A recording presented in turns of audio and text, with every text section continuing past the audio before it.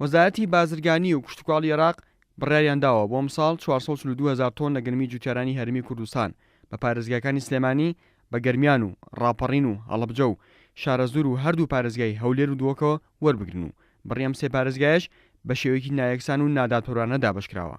بەڕێبەری گشتی کشتتوکاڵی سلێمانی دەڵێت بە حکوومەتی عێراق و هەرێمی کوردستانەوە ستەمێکی گەورە لە جوتیارانی سلێمانی دەکەن بۆیە کە فراوانترین و زۆرترین ڕێژەی بەرهەمی گەنم دەکەوێت ئەم ناوچەیەوە، بەڵام تەنها 116,000 تۆن گەرمی جوتیاران وەردەگرن. سانەوە لە وەزارەتی بازرگانی عراقی وەزارەتی کشتتوکاڵی عراقی هەردوو لایەن کە بێگومان ئەو بڕەبجێ لە وەزارەتی بازرگانی عراقی داندرێ هەڵساون هەر سێ پارێزگای حکوومەتی هەرێمی کوردستانیان بە یەکەوە دەمز کردووەکو یەک پاکێجێک کە 442,000 تۆن مالی وەرگن. ئەم ژمارە لەکوێوە هاتووە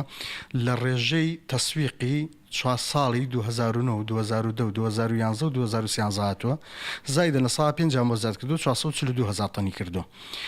ئەو ڕێژان ئاواداناوە لەو 4 ساڵەیە پارێزگای دوهۆک لە دوو پارێزگاکەی تر زیاتر تەسویقی هەبووە کە ڕوبەرەکەشی ئەگە بەراوردیکە بە ڕوبەری شاری سلێمانی ئەوە دیارە ڕوبەرەکەی زۆر کەمترە لە شاری سلێمانی.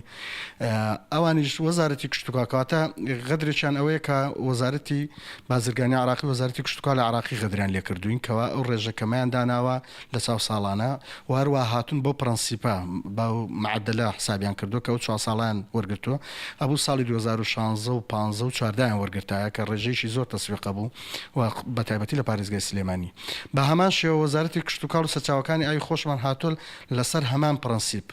هەمان ڕێژەی تەوزیع کردوتەوە بۆ ئەم بەبەستە 275,000 تۆنی بەرکەوتووە، هەولێری 151,000 تۆنی بەرکەوتووە، سلێمانیش 116,000 تۆنی بەرکەوتووە کە بەسن لە سلێمانیانی گەرمیانیش و پارێزگای هەڵەبجەش و ئیدارەی ڕاپەڕینیش و سلێمانی خۆشی کە ئەمە ڕێژەیەکی یەکجار کەمە دوو جار غەدری لێکراوە لە سلێمانی ئەو وای کردو جوتیارەکانمان بەڕاستی زەرمەند بن لەم ساڵە.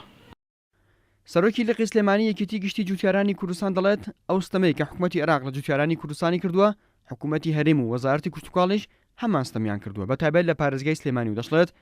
ئایا خۆیان باوەڕیان بەوە هەیە کە پارێزگایکی وەکو دوهۆک بەرهەمی لە ناوچە فراوانەکەی سلێمانی زیاتر بێت بۆیە داوا دەکات کە چاو بڕیارە دابخشێنرێتەوە بۆ ئەوەی جوتیاران لەوە زیاتر زەرمەند نەبن. عینن غەدر کە لە بەغالیمان کراوە لێرە ئەوانیش لێمانەکەنەوە کراوە باشەر خۆیان لەگەر ڕێزمە ئەگەر ئەو برادرانە هەمویان ئەگەر شارەزایەشیان لە کشتتوکاڵە هەبێت نابێ لەیشی بنەوە ئایا سلێمانی بۆ مەساحە گەورەیەکەوە دەشتی شارە زور و دەشتی بتوێن و بێجگەلەوە منطقەی چەمچەماڵکێکەم شوێن بۆ چەرمۆ گوندی چەرمۆ گەرمی تیاە ئەڕەچایی ئەوە بکەن ڕەچای ئەویان نەکردو هاتوون ڕاستە و خۆ هاتون ڕاستەوخۆ عینە نسبەتی ئەوەی لە بەغا پیان کردووە لە سلێمانی ژوان کردەوە ئەوان لە قەناعەتیان بۆ هەیە دووەک لە سلێمانی زیاتر گەنمی هەبێ ئەگەر قەناعەتیان پێ وەڵای مسلمانی هەر باریش نەنووسان مەمە دووەکۆ لێر. لە کاتێکدا حکوومەت بانگەشەی گەشەپێدانی کردی کشتتوکاڵ دەکات بەڵام هەر خودی حکوومەت بە جێبەجێکردنی چەند بڕیارێک زیان لە بەرهەمی جوتیاران دەدات و ئەوەی ئەمساڵ لە وەرگرتنی جوتیارانی کوردستان بەتای بەسلێمانی ڕوودەدات کاریگەری نەرێنی لەسەر جوتیاران دروستەکات بۆیە کە دەزانن ئەو ڕەنجەی دێدات بێ ئاکام دەبێت ڕەنگە بۆ ساڵانی داهاتوو بی لە بەرهەمێنانی بەرهەمی کشتتوکاڵی بەتایبەت گەرم نەکەنەوە. ئارام عەبدوڵڵا، کورسات نیوز، سلێمانی.